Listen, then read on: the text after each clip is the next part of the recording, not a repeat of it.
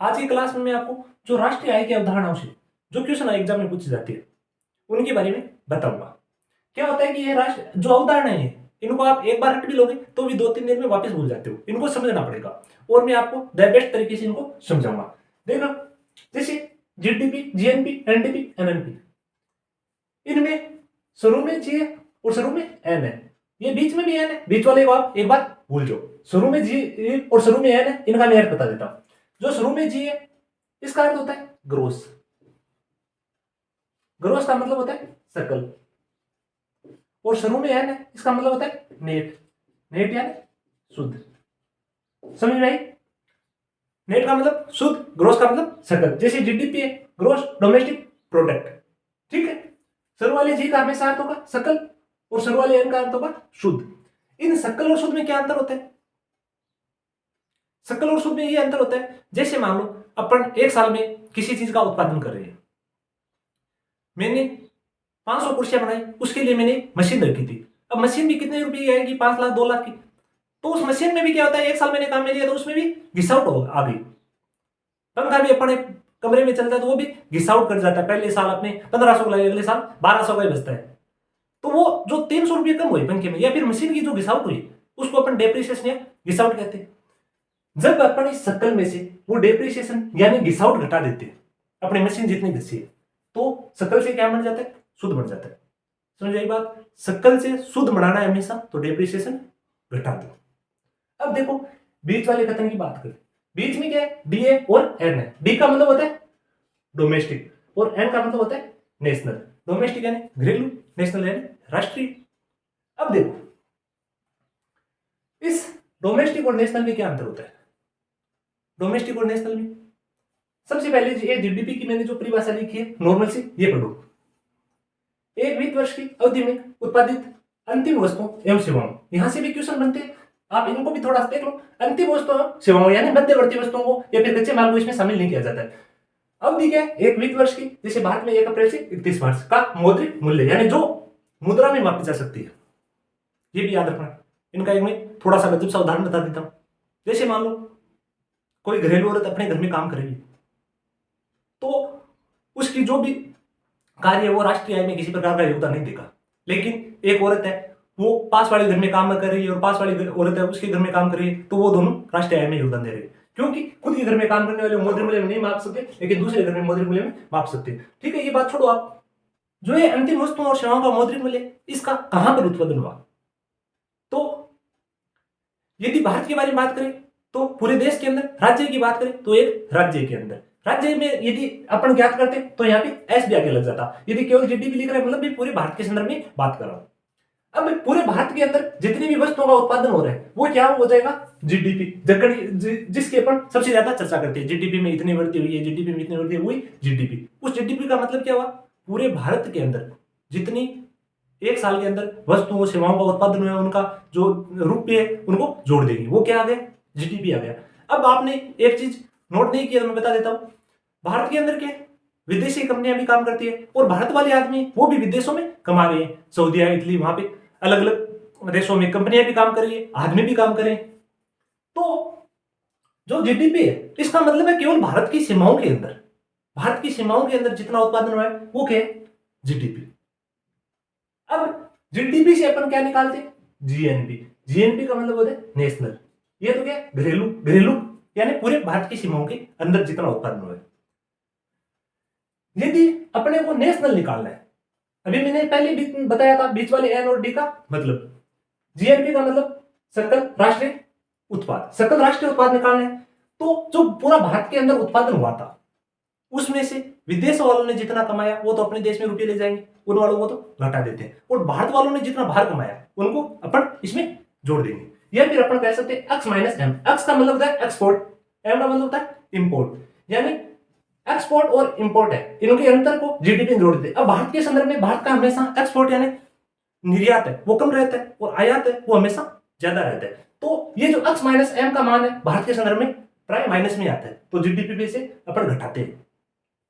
या फिर अपन कह सकते हैं जीडीपी प्लस एनएफआई है। एनएफआई है विदेशों से प्राप्त शुद्ध आय, यानी जितनी ये यहाँ पे विदेशों से प्राप्त शुद्ध आय मतलब विदेशों से अपन लाए वो ही नहीं है, विदेश से जो विदेश वाले ले गए प्लस अपने वाले लाइन, उन दोनों का अंतर है, वो क्या होता है, NFI है। या तो जीडीपी में x माइनस एम कर सकते हैं या जीडीपी में NFI जोड़ सकते हैं, तो क्या आ जाएगा, GNP, यानी डोमेस्टिक से राष्ट्रीय निकालने का तरीका। समझ में आया बात, डोमेस्टिक से राष्ट्रीय कैसे निकाला जाता है।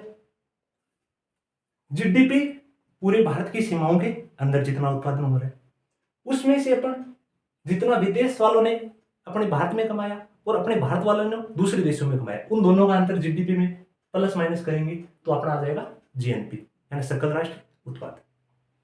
अब देखो सकल राष्ट्रीय उत्पाद आ गया, अब आपको NDP और NNP ज्ञात करना है। NDP और NNP ज्ञात करना है, इनके बारे में पहले बता चुका हूं, इनमें केवल यही अंतर होता है, यदि जीडीपी है यानी ग्रोस डोमेस्टिक प्रोडक्ट, इसके अंदर से अपने नेट डोमेस्टिक प्रोडक्ट यानी शुद्ध निकाल रहे हैं, सकल से शुद्ध निकाल रहे हैं, तो क्या करना पड़ता है, डेप्रिसिएशन, यानी जीडीपी से क्या घटा देंगे, डेप्रिसिएशन, या फिर इस डेप्रिसिएशन को अपन ह्रास भी कह सकते हैं, ये ह्रास घटा देंगे, जीडीपी से ह्रास घटा देंगे तो एनडीपी आ जाएगा। इसी प्रकार एनएनपी, ये जीएनपी है, इस जीएनपी से इस सकल वाले से अपन ह्रास घटा देंगे, जीएनपी से ह्रास घटा देंगे तो अपना क्या आ जाएगा, एनएनपी।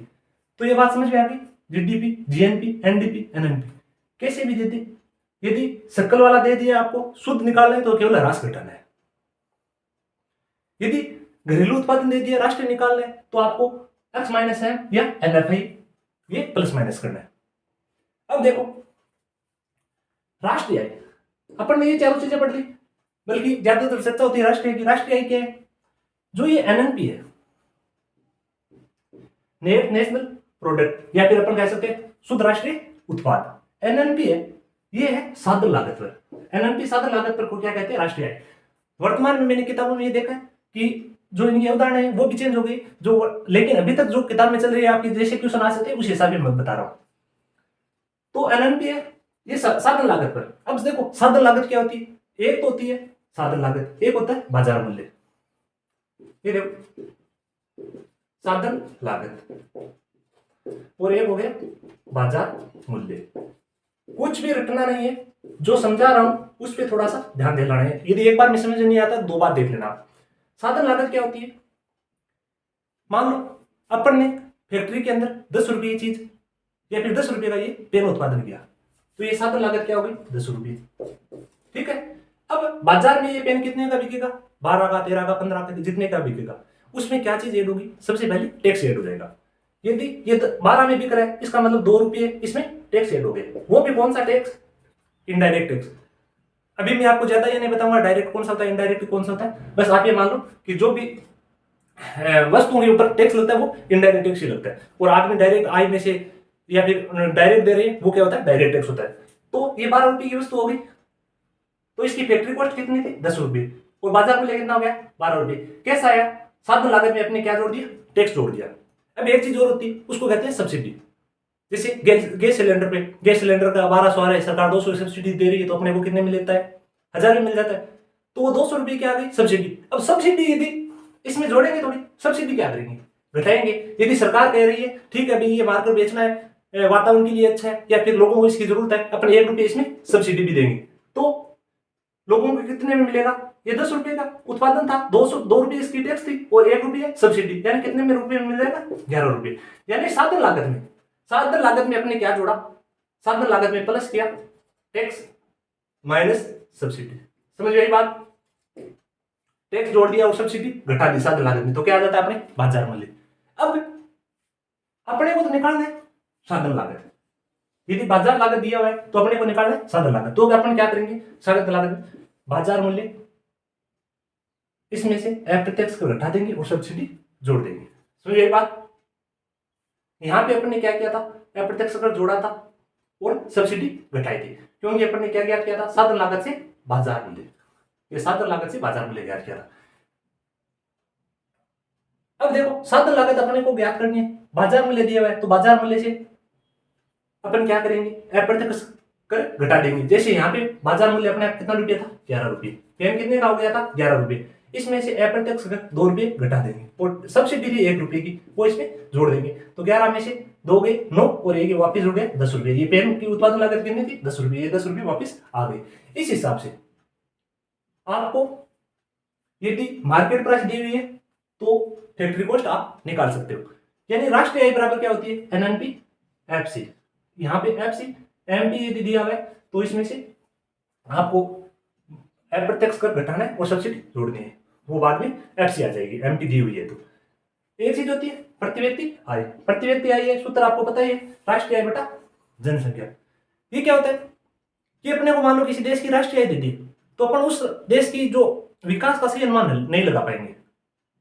यदि उसकी प्रति व्यक्ति आय दी हुई है तो अपन ज्यादा अच्छे तरीके से अनुमान लगा पाएंगे, क्योंकि किसी मान लो किसी साल है उस देश की जनसंख्या 10 आदमी है और उसकी राष्ट्रीय आय 100 रुपये। अब अपने को कहते उसकी राष्ट्रीय आय तो 150 होगी, लेकिन जनसंख्या क्या पता 10 से 15 हो गई होगी, तो प्रत्येक आदमी कितने कमा रहा है, 10 रुपये कमा रहा है। लेकिन देखने में तो अपने को ये लगेगा कि 100 रुपये से 150 हो गई, बढ़ गई है, लेकिन प्रति व्यक्ति आय निकालेंगे तो वो वही आ रही है। तो जो राष्ट्रीय आय है उससे प्रति व्यक्ति आय है अच्छे अनुमान देता है देश की विकास की प्रगति के। और प्रति व्यक्ति आय का सूत्र क्या है, राष्ट्रीय आय बटा जनसंख्या। आशा करते हैं कि ये चीजें आपकी समझ में आ गई होगी। वीडियो कैसा लगा वो कमेंट बॉक्स में जरूर बताना। Thank you so much.